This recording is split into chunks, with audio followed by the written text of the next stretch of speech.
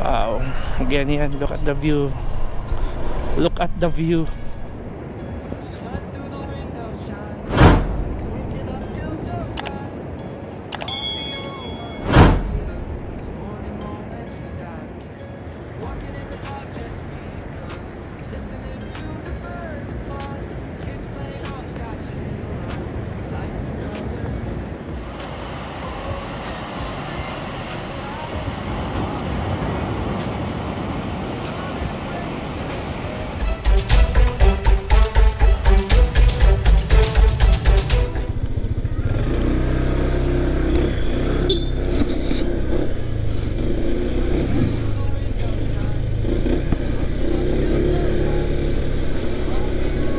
Magandang umaga, tanghali, hapon or gabi kung anong oras mo napanood itong ating video, brothers. So hey, Merry Christmas po sa lahat.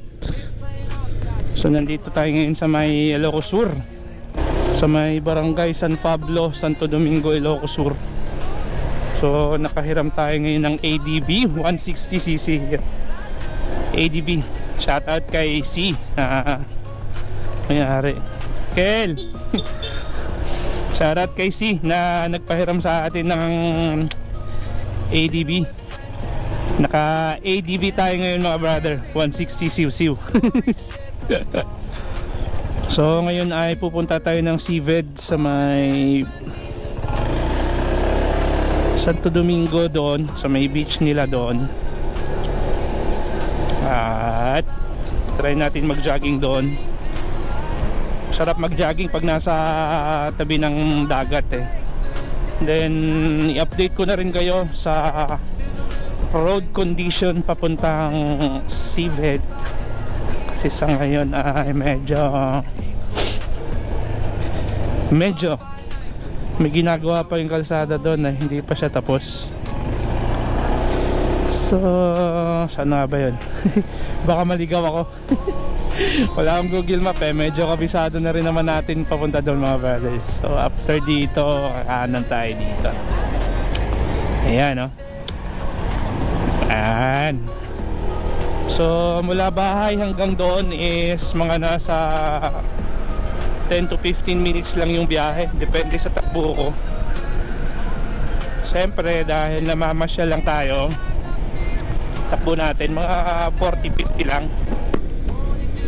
40, 50, 60. So far naman dito mga brothers eh, maganda naman ang kalsada pa mula sa pinaka highway.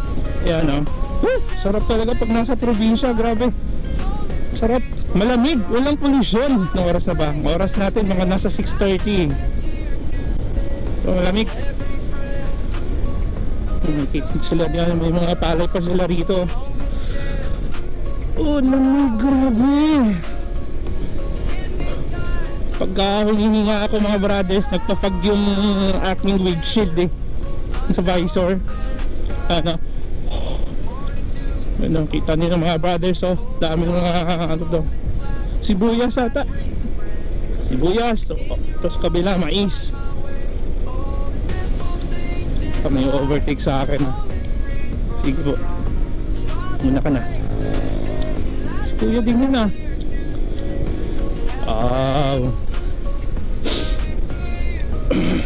Yun, may mga baka.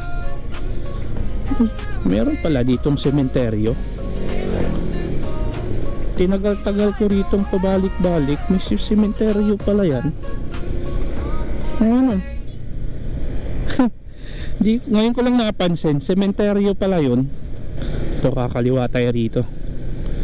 Ito yung dumiretso dyan. Yun.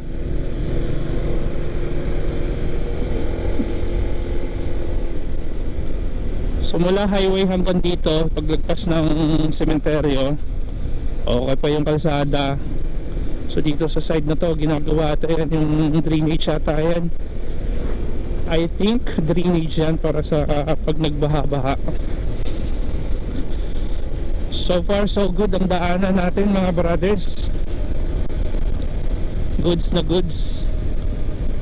Okay, maliban dito meron parang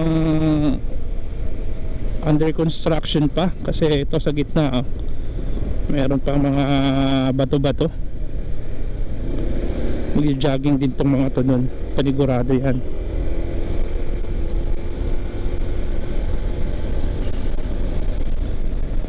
Okay, after doon, okay na ulit yung kalsada. Grabe ang lamig talaga, as in. Naka jersey pa man din ako, kaya talaga tumatagos. Wow, ito yung mga nakakamiss pag nasa probinsya ka eh. Malawak yung mapagtingin, malawak ang yung paningin. Aso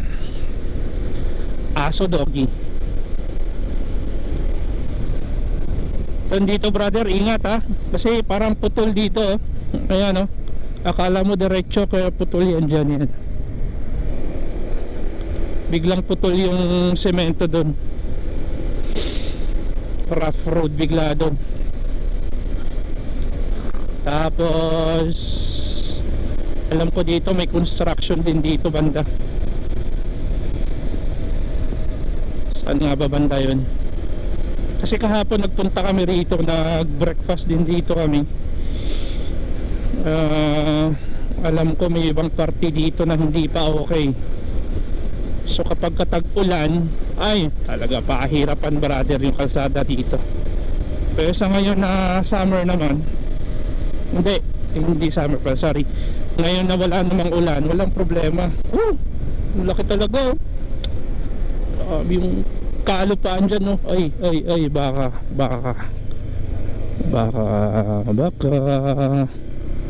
sakali. Andun yung baka brother, lechon baka yun. Lechon baka. In fairness, gumaling na yung ubo ko ah.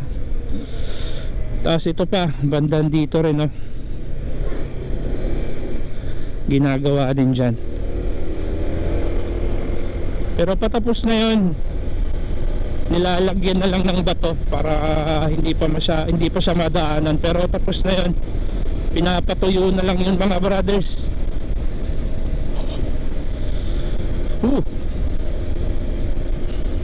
Yun, ito yung medyo mahaba-haba rito eh. Pero yun, pinapatuyo na lang din.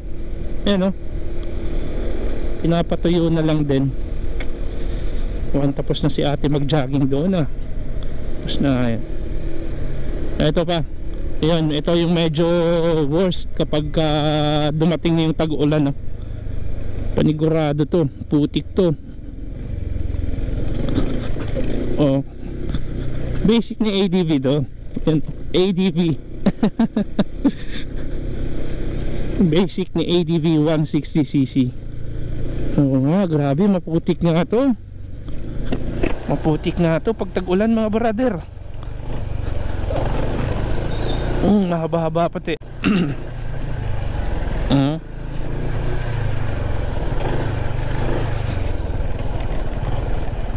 Wow. Pero siguro naman malay natin bago magtag-ulan matatapos na ito. Ayan oh. Dito siguro ito bubungkalin din to oh. Kasi may butas-butas din eh. Bubungkalin din to. Ayun, parang yun lang naman yung may pinakamahabang putik.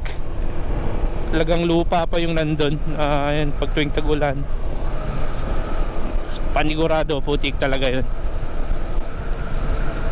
Pagdating dito, ayan, makikita na natin yung dagat. Ayan, dagat. Kambing.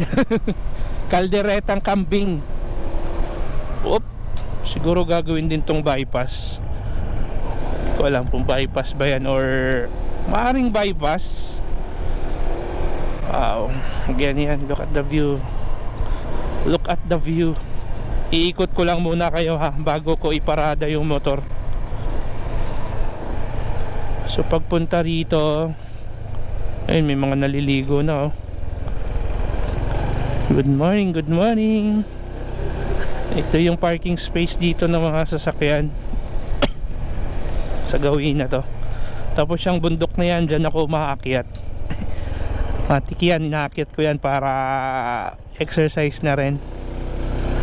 Yan, mga parking dito yan sa kotse tsaka motor. Tapos puntahan natin dun sa dulo ng simentong daan dito. Diyan ako nagpa-picture mga brother. I love Santo Domingo Beach. Tapos meron na rin yung mga cottages. Pag mag-rent kayo tuwing pupunta rito, yan, available na yung mga cottages na nandyan. Mura lang yan. Pagka whole day, mura lang yung mga ganyang cottage. Tapos sa kabilang side, ito yung medyo maganda to. May mga air condition na yung mga nandito eh. Pwede ka rin mag-rent. Di ko lang alam magkano ang rentahan dyan overnight.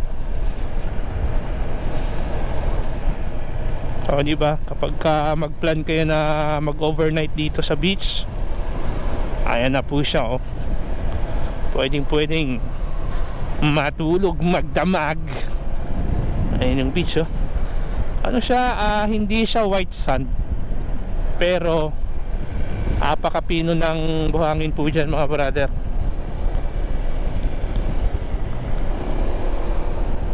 Ayun oh. Ganda ng panahon. Wow, maganda ang panahon.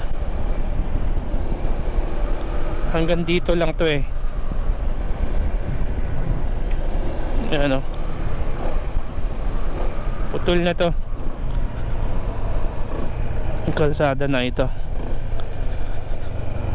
So hanggang dito lang tayo sa parting ito. Ikot tayo. Dito tayo tatakbo mamaya mula dun sa may parking space hanggang dito. Pero may mga kulang-kulang 1 kilometer din yung takbo na ito. Baka nga 1 kilometro din eh, mula ron hanggang dito. Oh, ang ganda, di ba?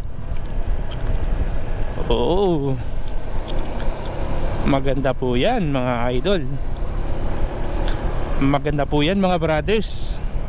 Merry Christmas pala sa aking mga subscribers. Yun, sumahod tayo ulit nung mga October ata yun. Tapos nag-share ako konti sa ating blessing na natanggap mula kay YouTube, mula kay AdSense. So hindi ko na binidyo. Hindi ko na binidyo, okay na yon. Pamigay na lang natin na wala nang video. So sana happy yung mga nabigyan natin. Malay natin sa susunod na taon magkakaroon tayo ulit ng bonus ni YouTube. Pamigay tayo no ulit. So shout out sa inyo mga subscribers ko. Sa mga hindi pa nakapag subscribe sa aking channel, click nyo lang yung subscribe button, hit nyo ang all para updated kayo sa lahat ng video na i-upload ko mga brothers. Sa mga hindi pa nakapag-subscribe, subscribe muna kayo. Dito tayo magparada. Yan o, dito tayo magparada. Oop. Sarap, naka-abs. Oop.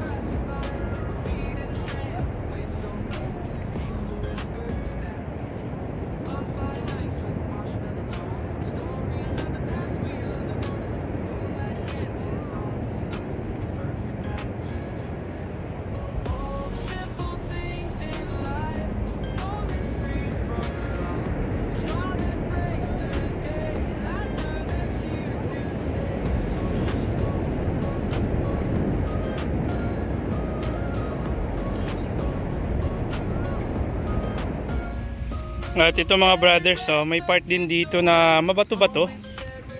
Nag-low tide kasi ngayon, kaya ayan, no, mga mabato-bato yan nandito. Pwede ko mag-walking. So after ko mag-jogging, sa beach na tayo mismo nag-jogging mga brothers sa Dalampasigan. So ito, walking muna tayo dito. Ayun, no, sarap. Sakaling may mga naligaw na isda rito, huhulihin ko na. Ipang-ihaw pa ako, no. Ay, ano. So, be right back po. Be right back.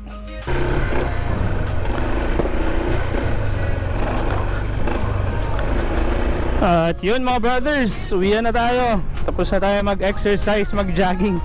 Medyo tinanghali tayo ng balik kasi tumulong pa tayo mag-rescue dun sa may Nissan Terra na nabulahaw dun sa may Dalampasigan. Wala na, ipilit ni kuya eh. Napabante na sana ulit eh, nabulahaw na naman. Aray ko, sana maayos na yun. Hindi na ako tumulong ulit kasi may lakad pa kami mamaya eh.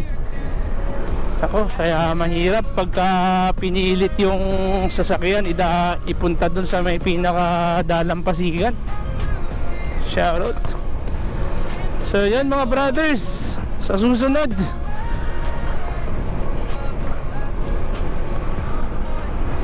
Merry Christmas, Merry Christmas. Kumuhay pa si Ading, oh. Ahaw.